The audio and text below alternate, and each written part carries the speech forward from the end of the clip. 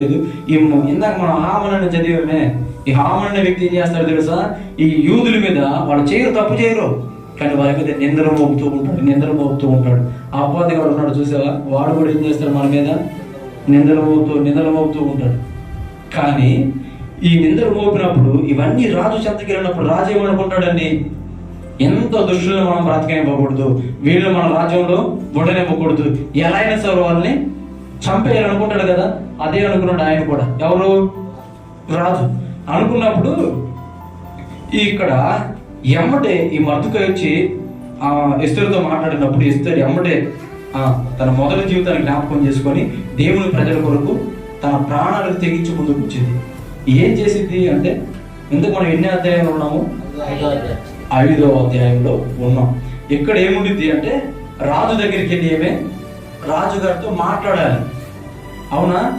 ఎందుకు ఏమని బ్రతికించింది, ఎందుకు ఆ స్థితిలో ఉంచింది అంటే, దేవుని ప్రజల విమోచన కొరకు, దేవుని ప్రజల కొరకు అది తెలుసుకుని ఏమే వచ్చింది.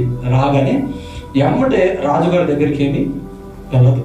ఎందుకంటే రాజు పిలిచిందాక రాణి అక్కడికి వెళ్ళకూడదు. ఒకవేళ వెళితే ఏమైంది తెలుసా? ఏమైంది?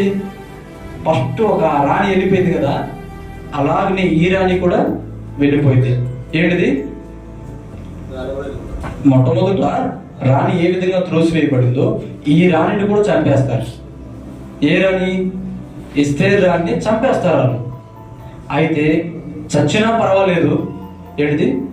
నేను చనిపోయినా పర్వాలేదు, కానీ నా దేవుని పక్షం నేను నిలవాలి, నశించిపోతున్న వారిని రక్షించాలి అన్న తీర్మానం కలిగి అడిగేసి వెళ్ళింది రాజుగారి దగ్గరికి. రాజుగారి దగ్గరికి వెళితే రాజు ఏమీ ఆమె మీద కోపపడ్డాడు. అమ్మా ఎస్తేరు, ఏందమ్మా ఇటు వచ్చావు, ఏమన్నా విశేషమా ఏంటమ్మా అన్నప్పుడు ఈమె రాజుగారితో మాట్లాడుతూ జరిగింది. రాజుగారితో మాట్లాడినప్పుడు రాజుగారు కూడా కనికరము పొందుతాడు. ఏంటిది? కనికరం పొందుతాడు. ఈరోజు మనము కూడా ఈ స్థితిలో ఉంచిన ఎందుకో తెలుసా? ప్రాణాలకు తెగించి, ఏంటిది? ఎస్తేరు ఏ విధంగా అయితే ఒక తీర్మానం చేసుకొని తెగించి తన జాతి ప్రజలను రక్షించుకోవాలని అడుగు ముందుకేసిందో, అలాగనే మనము కూడా ఆ తెగింపు కలిగి, ఆ త్యాగము కలిగి నశించిపోతున్న ఆత్మను రక్షించడానికే దేవుడు ఈరోజు మనల్ని ఈ స్థితిలో ఉంచాడు, ఈ ప్రాంతంలో ఉంచాడు.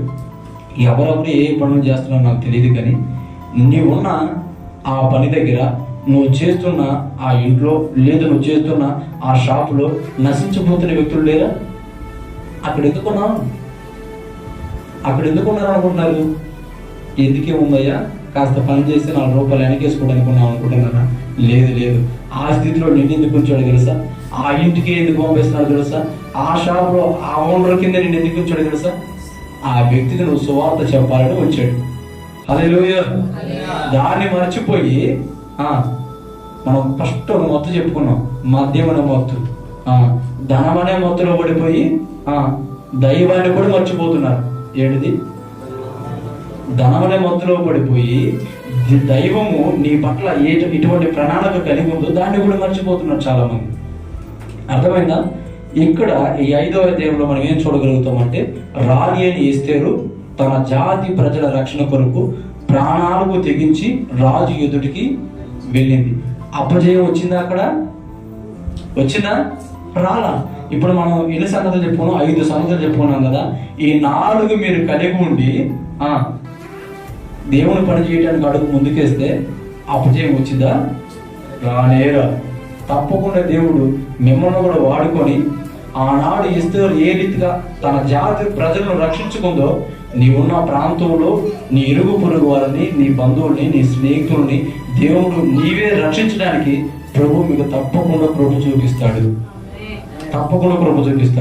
అయితే మీరు మాత్రం తప్పకుండా ఈ చెప్పినవన్నీ పాటించండి. దయచేసి మర్చిపోమాట.